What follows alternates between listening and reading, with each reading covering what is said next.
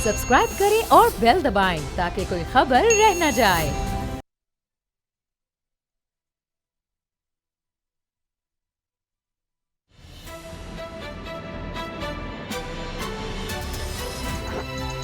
अब पता चला।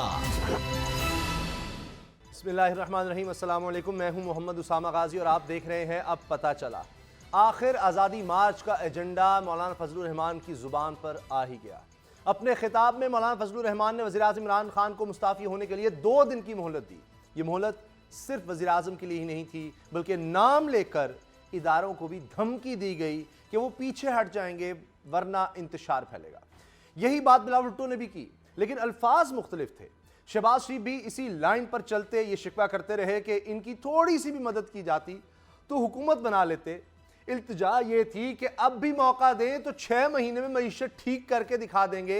लेकिन मौलाना फजलुर रहमान के गुब्बारे से उस वक्त हवा निकल गई जब तर्जुमान पाक फौज मेजर जनरल आसिफ गफूर ने यह बात वाज़े कर दी कि फौज आईनी तौर पर मुंतखब हुकूमत के साथ खड़ी होती है।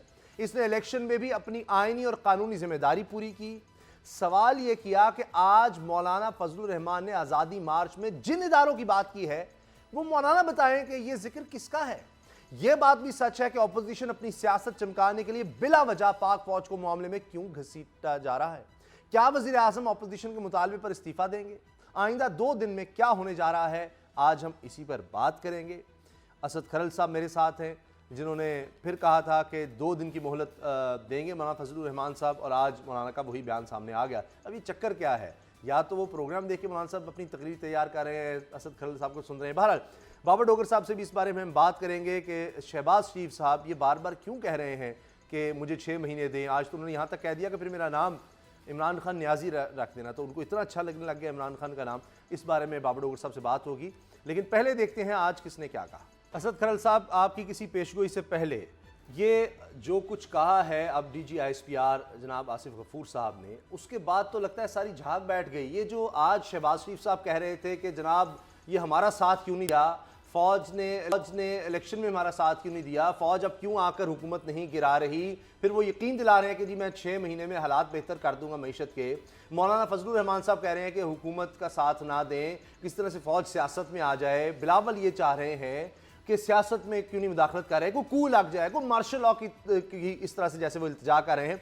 तो आसिफ गफूर साहब ने तो वाज़े कर दिया कि जो कुछ आइन में लिखा है उसके मुताबिक फौज गैर जानिबदार इदारा है और वो रहेगी। तो अब तो ये फिर इसका मतलब है कि अपोजिशन के हाथ कुछ ना रहा।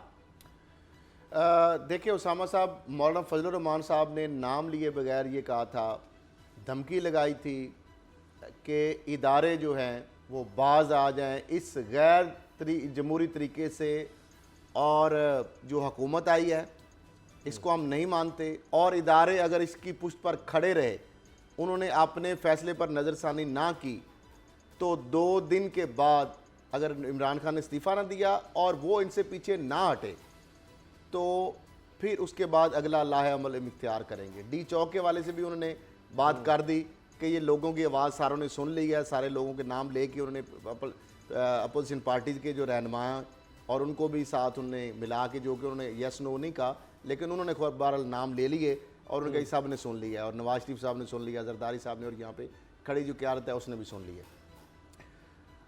जनरल आसिफ गफूर साहब का ये रद्द अमल आना कि मौलाना साहब बताएं कि वो किस इदारे का नाम ले रहे हैं। ज़ाहिर बात है अदारों में इलेक्शन कमीशन ऑफ पाकिस्तान भी हो सकता है, अदालतें भी हो सकती हैं, फ़ौज का भी है।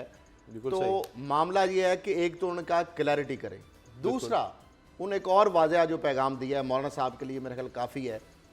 उन्होंने कहा है कि फ़ौज एक इलेक्टेड जमहूरी हुकूमत के साथ खड़ी है, और जो भी आइनी हदूद के अंदर जो भी आइनी और कानूनी इकदाम हुकूमत का होगा हम उसके साथ खड़े होंगे, और जो मामला इंतशार वगैरह ये इस तरह की जो अगर करने की कोशिश की जाएगी तो उसको हम अलाउ नहीं करेंगे। मेरा ख्याल है ये बड़ी सख्त एक शटअप कॉल दी गई है।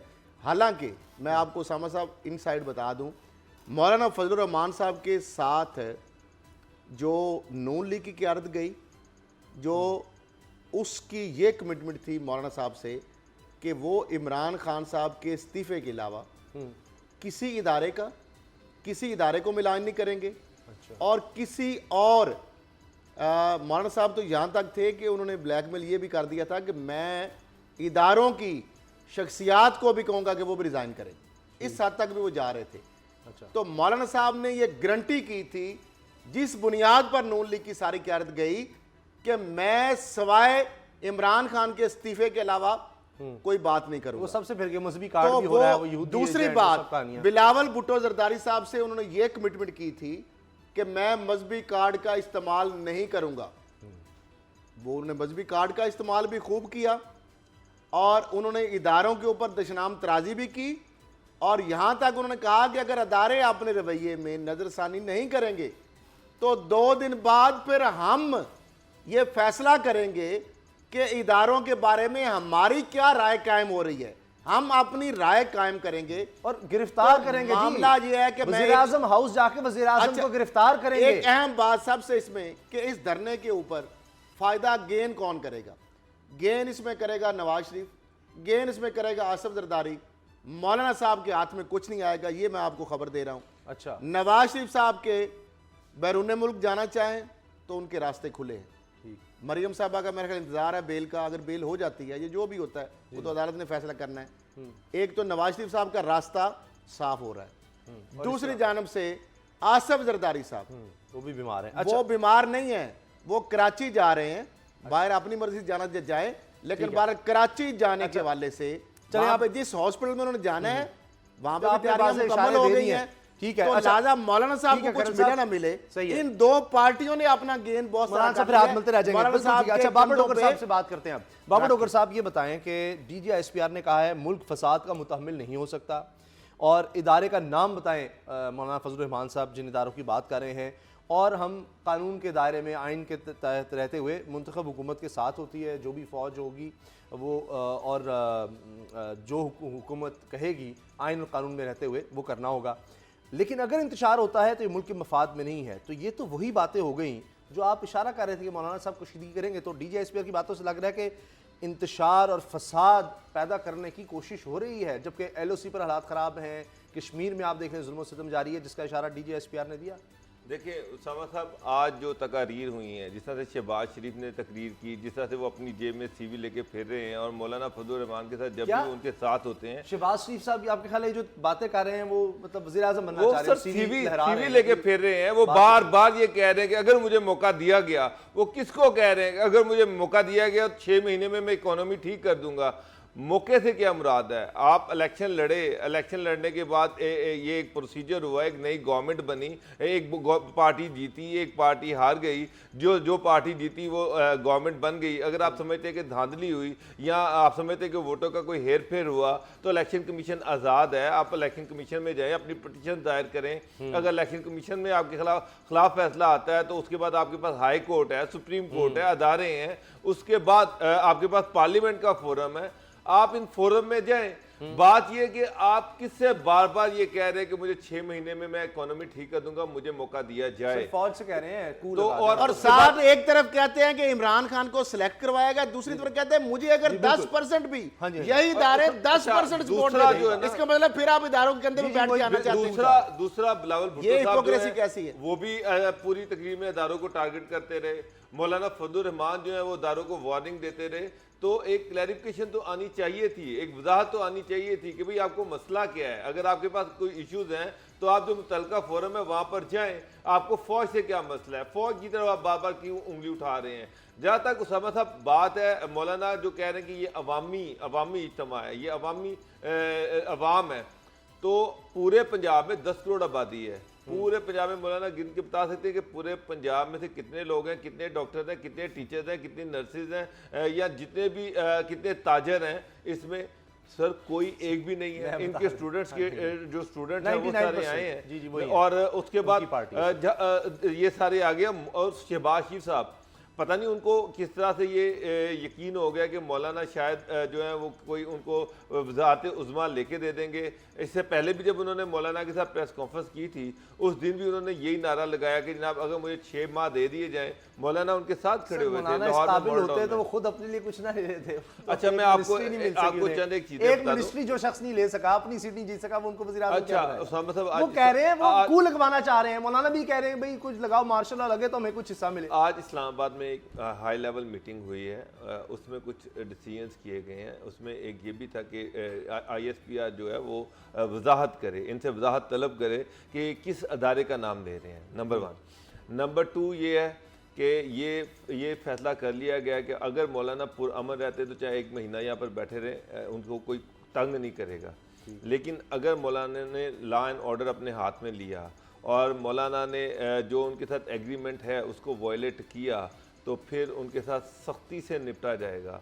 और इसमें अगर मौलाना डी चौक की तरफ आते हैं तो वहाँ पर रेंजर्स और आदमी जो है वो अलर्ट हैं और मौलाना को कतन किसी भी शर अंगेजी की इजाजत नहीं दी जाएगी। इस चीज की इसके बाद इजाजत है? एक अहम चीज आप मुझे बताएं। सर, एक अहम चीज अच्छा, कल एक और डिसीजन ये भी हुआ है कि जो मुज़ाकराती टीम है, पहले ये खबरें आ रही थी कि मुज़ाकराती टीम जो है 2 दिन मुलाकात नहीं करेगी, कोई मीटिंग नहीं करेगी, लेकिन ये डिसाइड हुआ है कि मुज़ाकराती जो टीम है वो कल मौलाना से कांटेक्ट करेगी, क्योंकि ये गवर्नमेंट की ड्यूटी है कि गवर्नमेंट कांटेक्ट करे मौलाना से। तो कल मुज़ाकराती टीम जो है वो मौलाना से कांटेक्ट कर रही है और उनसे ये पूछेगी कि मौलाना के मुतालबात क्या हैं और कौन से ऐसे मुतालबात हैं जिसमें मौलाना को फेस सेविंग दी जा सकती है, ताकि मौलाना को एक अच्छी फेस सेविंग दे दी जाए और वापस चल जाए। और उसके बाद ये 2 दिन बड़े क्रूशियल हैं, बड़े अहम हैं।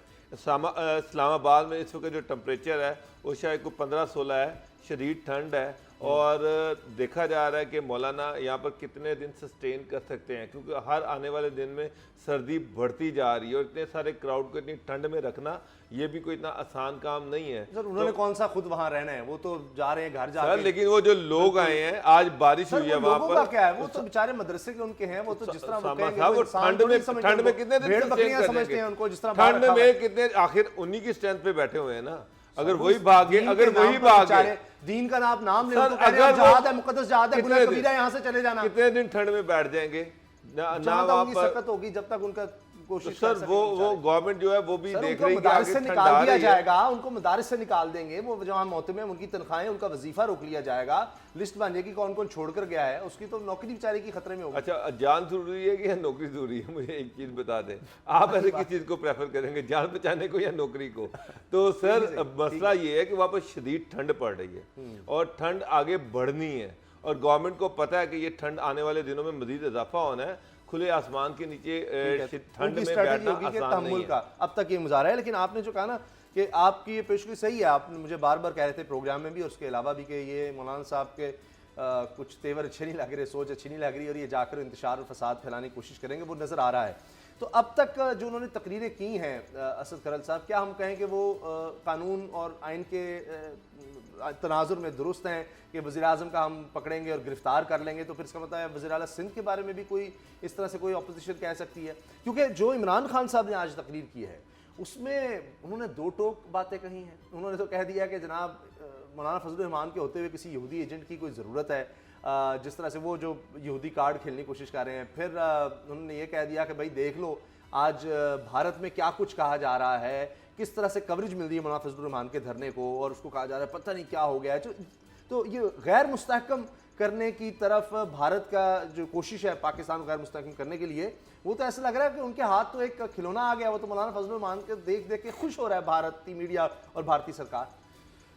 बिल्कुल, लेकिन आज भी उसामा साहब आपने बॉडी लैंग्वेज भी देखी थी कि वज़ीर आज़म ने जो गिलगित बल्तिस्तान में जो आज खिताब किया है वो आपने देखा कि उसमें आज फिर उन्होंने ललकारा है मौलाना फजलुर रहमान साहब को और तमाम जो रूलिंग जो साबिक करप्ट एलीट थी, उन्होंने कहा कि ये जो करप्ट टोला है ये जितने मर्जी धरने दे लें, जितने मर्जी मार्च कर लें, जो मर्जी कर लें, जितना मर्जी ब्लैकमेल कर लें, मैं इन लोग को NRO नहीं दूंगा, किसी कीमत पर नहीं दूंगा। ये मेरा रब ताला से वादा था कि अगर मैं इक़्तिदार में आया तो मैं इन लुटेरों के खिलाफ जो इनको जेलों में डालूंगा, इनसे लूटा और माल निकलवाऊंगा।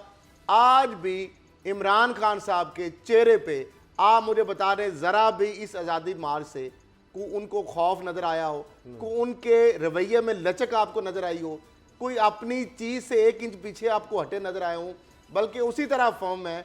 उन्होंने कहा कि मैं किसी हद तक भी ये चले जाएं, मैं इनको इनकी ब्लैकमेलिंग में नहीं आऊँगा। और ये सारे मिलके उन्होंने कहा मुझे पता था कि जब मैं इनके खिलाफ जाऊँगा ये सारे चोर इकट्ठे होंगे। और यही हुआ है कि इस तरह एक इलाके में कहते हैं ना, जब किसी इलाके में सारे चोर, मंशियात फरोज, जो भी क्रिमिनल हैं, अगर वो इकट्ठे हो जाएं तो इसका मतलब ये होता है कि उस इलाके में SHO एक ईमानदार, प्रोफेशनल और अपराइट आ गया। इसी तरह वजीर आजम इमरान खान ने जो बात की है और जिस तरह आपको नजर आ रहा है, और एक आप देखिए सारे इस नैरेटिव के अंदर शहबाज शरीफ हो, नून लीग की क्यादत हो, पीपल्स पार्टी की क्यादत हो, इमरान खान उनका निशाना नहीं है। निशाना उनका इदारे हैं, निशाना उनका पाक फौज है और दीगर जो भी हमारे रियासती इदारे हैं वो उनका निशाना है। इमरान खान बहाना है, पाक फौज निशाना है, और इसी वजह से ये सारे अतरा रहे हैं। लेकिन मैं ये समझता हूं कि आगे ये डिपेंड करता है कि ये 2 दिन के बाद जो फैसले वाली बात है ना, आज एक तो जनरल आसिफ गफूर साहब ने जो रिएक्शन दिया है ना, बहुत सारे, तो मेरा ख्याल है मौलाना साहब को बाबर साहब से भी अपनी औकात या अपनी चीजों की उनको समझ आ गई है कि इदारे पीछे उनके खड़े हैं। बाबर साहब इदारे डिसएसोसिएट नहीं हो रहे हैं। मेरा वैसे जाती ख्याल है कि जब मुज़ाकराती टीम बनाई गई थी और वो मुज़ाकरात कर रही है, तो मेरा ख्याल है कि उस वक्त इस दौरान में इमरान खान साहब को स्टेटमेंट नहीं देनी चाहिए थी। और ख़ास तौर पर ऐसे मौका पर जबकि वहाँ पर लोग इकट्ठे हुए हैं, इमरान खान साहब को थोड़ा सा तहम्मुल और बुद्धिबारी का सबूत देना चाहिए था। वो गवर्नमेंट में है, वो हुकूमत में है, तो जब आप हुकूमत में और आप खुद ही इस तरह के स्टेटमेंट्स देनी शुरू कर दी कि मौलाना को आप इंडिया से कि जी वो इंडिया के चैनल्स क्यों दिखा रहे हैं, मोदी के एजेंट के तौर पर काम कर रहे हैं, जब इस तरह की बातें करेंगे तो फिर आपकी जो मुज़ाकराती टीम है उसके पास कितना स्कोप बचेगा मज़ीद मुज़ाकरात करने का। तो इससे तो क्राउड जो है आप उसको भी इंस्टिगेट कर रहे हैं। तो मेरा ख्याल था कि खान साहब जो हैं वो तहम्मुल का मुजाहरा करेंगे, बल्कि मुज़ाकराती टीम जो थी उनको कहना चाहिए था कि जब तक ये एक एग्रीमेंट खान साहब के साथ भी करना चाहिए था कि जब तक हम मुज़ाकरात कर रहे हैं उस वक्त तक वो कोई इस तरह की स्टेटमेंट नहीं देंगे। अच्छा ये बताएं, लेकिन चलें आप सही कह रहे हैं, मौलाना साहब कोई एक स्टेटमेंट दिखा दें कि मोदी के खिलाफ हो, कि LOC पर जो भारत फायरिंग करके मासूम निहत्ते पाकिस्तानियों को शहीद करा है, जो कश्मीर में जिस तरह से जुल्म कर रहा है, उस पर कोई मोदी के खिलाफ कोई स्टेटमेंट क्यों नहीं है? मुझे आप ये बता दें। सिर्फ ये कि मकबूजा कश्मीर का मामला ऐसे है वैसे है, हुकूमत को टारगेट कर रहे हैं, मोदी के खिलाफ नहीं एक लफ्ज़ बोला उन्होंने भारतीय फौज के खिलाफ कुछ नहीं बोला, जो लोग शहीद हो रहे हैं उनके बारे में नहीं कहा, LOC पर जो हालात खराब है जिसका DG ISPR जिक्र कर रहे हैं उसके हवाले से मौलाना ने कुछ नहीं बोला। वो तो बस ऐसे लग रहा है कि जनाब कोई बस फौज क्यों नहीं आ रही, हमारी मदद को आए और पता नहीं हुकूमत को गिराए। यानी DG ISPR वाजे कर रहे हैं कि मुल्क इंतशार का, फसाद का मुतहम्मिल नहीं हो सकता। 20 साल में कुर्बानियां दी हैं, मुल्क में इस्तेहकाम लाना है, फौज अब 20 साल हो गए, वो पुराना वक्त हो गया, मुशर्रफ का दौर अब चला गया, अब छोड़ दें इस बात को। आपने मुशर्रफ की वजह से वो जो MMA में आपने हुकूमत बनाई खैबर पख्तूनख्वा में, वो सब एक हकीकत है, अब भूल जाएं उस दौर को, अब वो नहीं आने वाला। देखिए उसामा साहब, आज जो मौलाना ने तकरीर की है, अगर मैं उस तकरीर का एनालिसिस करूं तो उसमें ऐसा कुछ भी नहीं था, कोई ऐसा केस नहीं था जिसकी बुनियाद पर वो प्राइम मिनिस्टर से इस्तीफ़ा मांग रहे हैं। एक तो उन्होंने मजहबी कार्ड इस्तेमाल किया, नमूसे रिसालत की बात की। पहले तो वो बताएं कि कौन सा ऐसा बिल है, कौन सी ऐसी आइनी शिक है जिस पर मौलाना को तहफ़्फ़ुज़ात हैं, कौन सा ऐसा बिल है जो किसी भी पार्लियामेंट में या कहीं पेश हुआ, क्या उसकी कोई ऑर्डिनेंस आ रहा है, क्या आ रहा है, किस किस्म की अमेंडमेंट आ रही है। 20-22 करोड़ आवाम है इस मुल्क के, वो सारे अल्हम्दुलिल्लाह उसमें मेजोरिटी 98% मुसलमान हैं। वो मौलाना से पूछते हैं कि मौलाना बताएं तो सही, क्लियर तो करें, आप बार बार नामूसे रिसालत की बात करते हैं, तो कैसे नामूसे रिसालत को खतरा है। उसके बाद कोई गवर्नमेंट पे किसी करप्शन का चार्ज उनके पास नहीं था।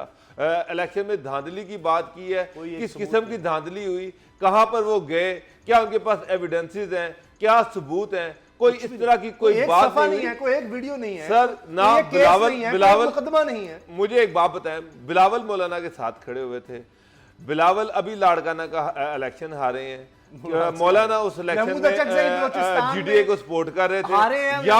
या तो बिलावल मौलाना से पूछ रहे कि जनाब आपने हमारे मुखालिफ कैंडिडेट को, हुकूमती कैंडिडेट को सपोर्ट किया था, तो वहां पर धांधली क्या की वो मौलाना ही उनको बता दे। मगर दोनों एक दूसरे के आमने सामने थे, तो बिलावल उसमें भी धांधली का इल्जाम लगा रहे हैं, और उसमें धांधली का इल्जाम इनफैक्ट मौलाना के खिलाफ लगा रहे हैं जिन्होंने दूसरे कैंडिडेट को सपोर्ट किया था।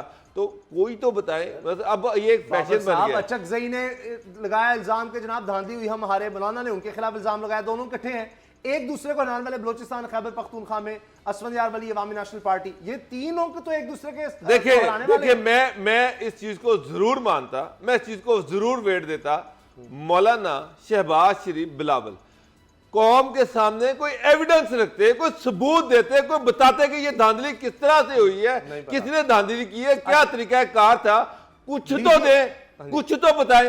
यार ये तो एक रिवायत है कि जो हारता है वो कहना शुरू कर देता है धांधली हुई है। ब्रेक के बाद आएंगे तो बात करें एसपीआर मेजर नासिफ गफूर ने जो बातें कही हैं कि मशरिक और मगरिब दोनों तरफ फौज मसरूफ़ अमल है, कुर्बानियाँ दे रही है, तो इसका मतलब यह है इनके इस बयान का कि ये मज़ीद आप अंदर इंतशार पैदा करके मुश्किलात ना पैदा करें, और साथ ही ये दावत ना दें कि जी फ़ौज हमारा साथ क्यों नहीं दे रही, हमारा साथ क्यों नहीं दे रही। फ़ौज ने आइन और कानून का साथ देना है। ब्रेक के बाद इस पर बात करते हैं।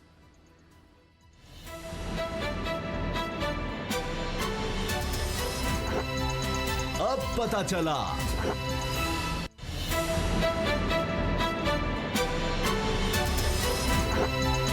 अब पता चला।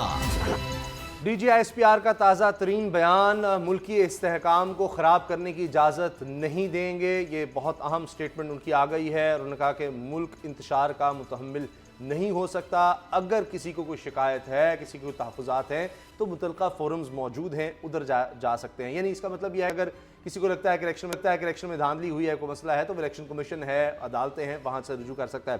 असद खरल साहब, ये बात मुल्की इस्तेहकाम ख़राब करने की इजाज़त नहीं देंगे, मुल्क इंतशार का मुतहम्मिल नहीं हो सकता, ये खदशात हैं इस तरह के कोई मौलाना जो बातें कर रहे हैं वो मुल्क को इंतशार की तरफ, नारकी की तरफ ले जाना चाहते हैं अपने बयानात से? उसामा साहब, बिल्कुल जिस तरीके से हुकूमत का आपने पेशेंस भी देखा, इदारों का भी आपने सब्र का पैमाना आपने देखा, किस तरीके से उन्होंने हर तरीके से पेशेंस का मुजाहरा किया। लेकिन आज मौलाना साहब की जानब से फ़ौज का रद्द-ए-अमल इसलिए आया, जो मेरी अल्लाह सतीज़ राय से भी बात हुई है पाक फ़ौज के वाले से, जो उनकी रिजेंटमेंट थी कि मौलाना साहब 1.25 साल से, ये जब से हुकूमत आई है, ये उससे पहले भी फ़ौज की जो कुर्बानियाँ हैं, जिस तरीके से आपने देखा नोगो एरियाज़ थे, ट्राइबल एरियाज़ थे, जिस तरह वहाँ पे फ़ौज ने कुर्बानियाँ दी, LOC के ऊपर आप देख रहे हैं, वर्किंग बाउंड्री के ऊपर आप देख रहे हैं, पाक इंडिया टेंशन के दौरान देख लें, जितनी भी उनकी स्ट्राइक्स थी, हमारे जो उनको मुंह तोड़ जवाब थे, फ़ौज की शहादतों को उनको इक्नॉलेज करने के बजाय मौलाना साहब एकदम सड़क पे निकले हैं और उन्होंने इल्ज़ाम धर दिया है फ़ौज के ऊपर। यानी फ़ौज के इदारे को मुतनाज़ बनाने की कोशिश की है, मिलान करने की कोशिश की है अवाम की नज़रों में, और ये जो सारा बयानिया था इसके ऊपर उनका रिएक्शन जो है फितरी था।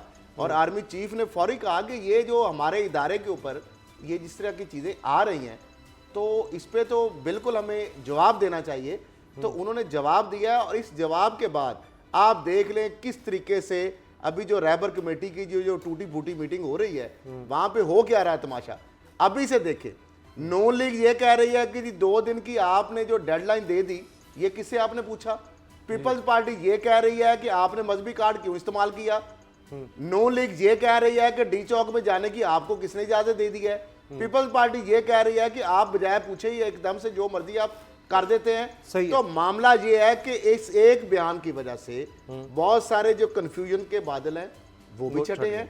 मुल्क के अंदर स्टेबिलिटी आई है। जो हुकूमत है जिस तरीके से हमेशा होता था किस तरह की अनारकी, और जो मौलाना साहब एक परसेप्शन दे रहे थे, इदारों की सपोर्ट जाहिर कर रहे थे, अब इदारों ने ये बता दिया है कि इदारे अपने आईनी कानूनी जो उनके हदूद है उसमें, और मौजूदा जो हुकूमत है ना वो कठपुतली है, एक जमहूरी एक डेमोक्रेटिक गवर्नमेंट है, एक प्रोसेस के जरिए आई है। अगर इनके साथ धांधली, जो बाबर साहब भी कह रहे हैं, आप भी कह रहे हैं, अगर धांधली हुई है, ये ना तो इलेक्शन ट्रिब्यूनल में जाते हैं, ना किसी कोर्ट में जाते हैं, ना किसी फोरम पे जाते हैं। आर्मी की जाने से भी कहा गया है आपकी अगर कोई तहफ़्फ़ुज़ात है तो आप मुतलका फोरम पे जाए। तो बाबर साहब आप ये बात करते रहे कि अपोजिशन की तरफ से जिस तरह के बयानात आते रहे हैं, जो बातें की जाती रही हैं, उनको अगर हम देखें तो उन्होंने जिस तरह से पहले दिन से ही कहा कि जनाब ये हम इलेक्शंस को नहीं मानते, इन चीज़ों को नहीं मानते, लेकिन अब जो तकसीम नज़र आ रही है अपोजिशन के दरमियान कि मौलाना फजलुर रहमान साहब ने 2 दिन की मोहलत खुद से किस तरह दे दी, कोई हमने तो कहा नहीं था, ये क्या बात कर दी, नून लीग कह रही है जी हम डी चौक की तरफ हमें नहीं जाना चाहिए। तो क्या ये जो बात मौलाना साहब जो आप कहते रहे कि जी मौलाना साहब ने ये कुछ चूरन बेचने की कोशिश की है कि मेरे साथ कोई है, मुझे कोई इशारे दे रहा है, बड़े सीनियर साफी जिनके बड़े करीब हैं वो खुद कहते हैं कि हमने बड़ा पूछा, मौलाना साहब कॉन्फिडेंट बड़े हैं लेकिन बताते नहीं है कि उनको किसने कहा। तो वो जो इंप्रेशंस देते रहे कि उनके पीछे किसी का हाथ है, किसी ने उनको कहा है कि आओ और फिर कुछ हो जाएगा, तो ये जो DGISPR की स्टेटमेंट है इससे वो भी फिर सारा अपोजिशन को पता लग गया कि तो मौलाना साहब तो हमें धोखा दे रहे थे।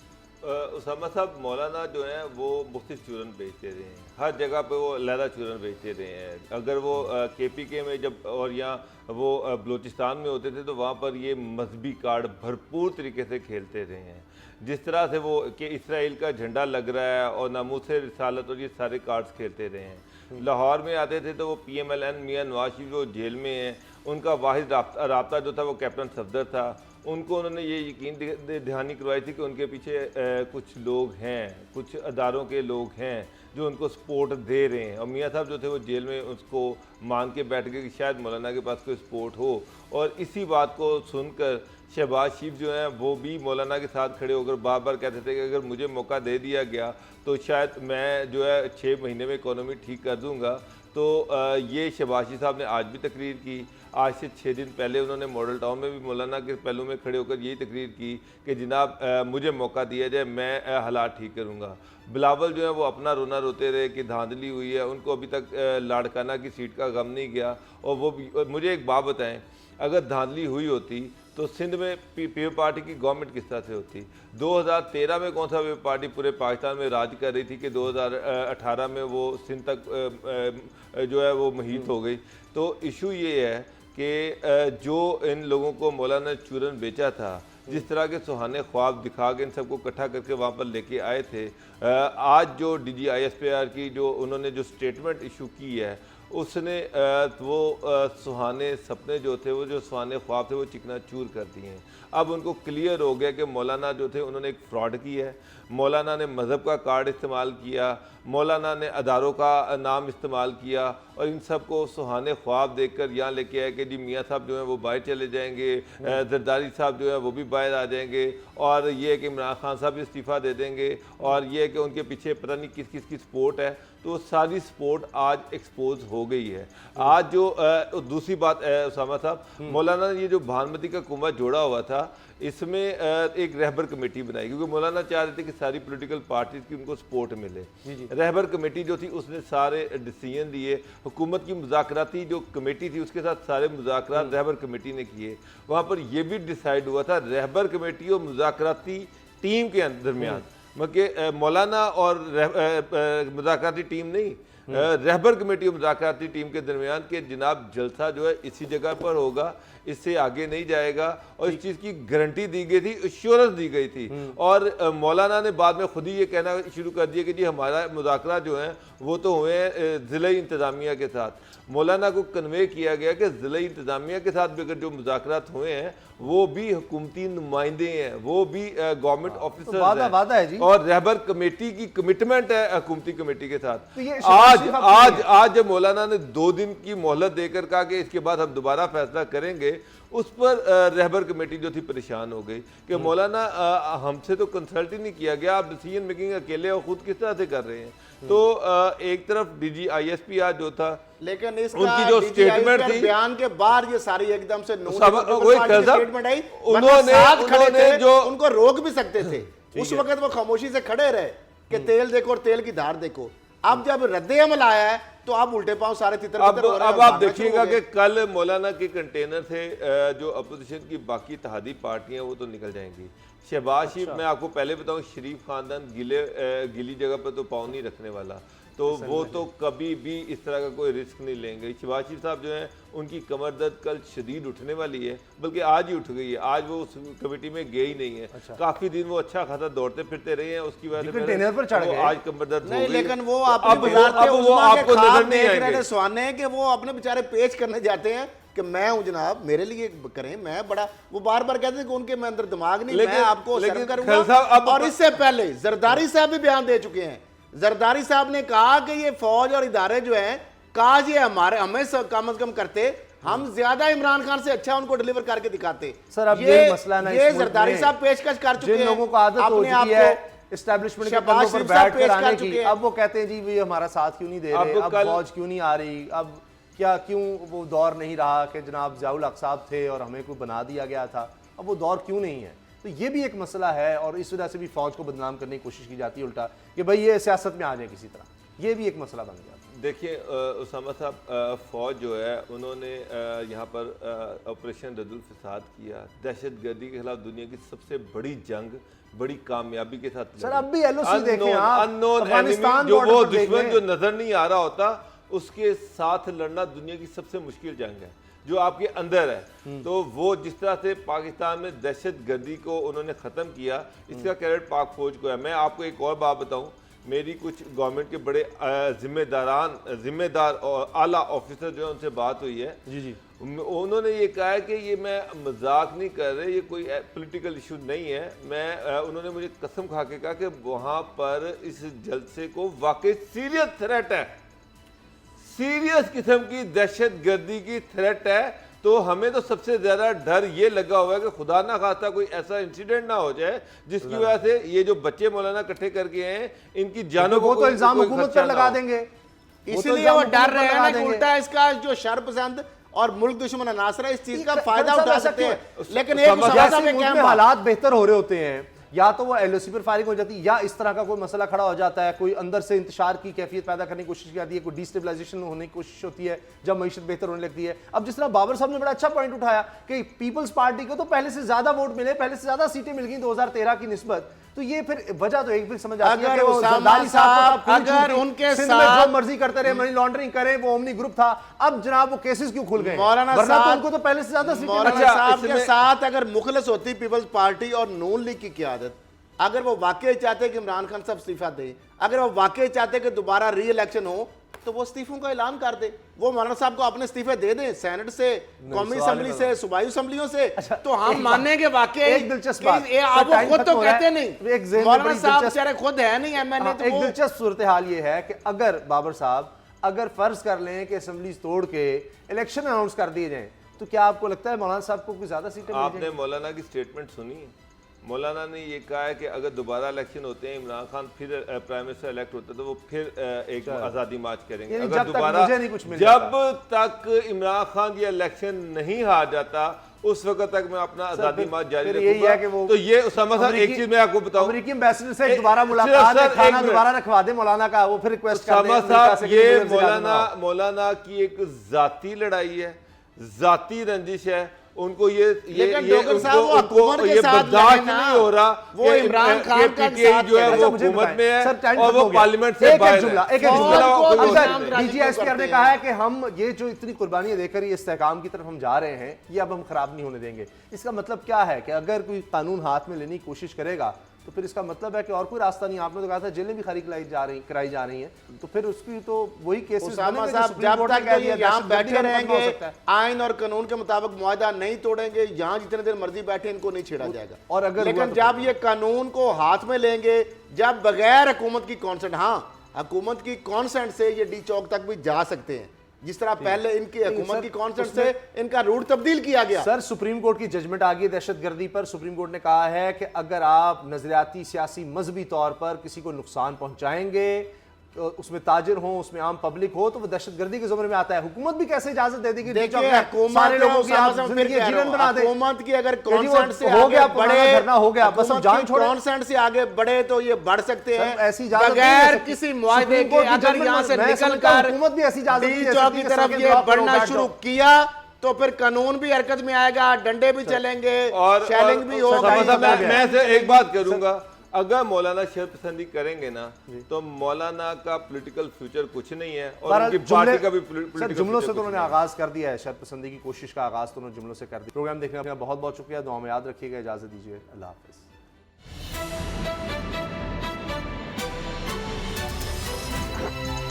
अब पता चला। सब्सक्राइब करें और बेल दबाएं ताकि कोई खबर रह न जाए।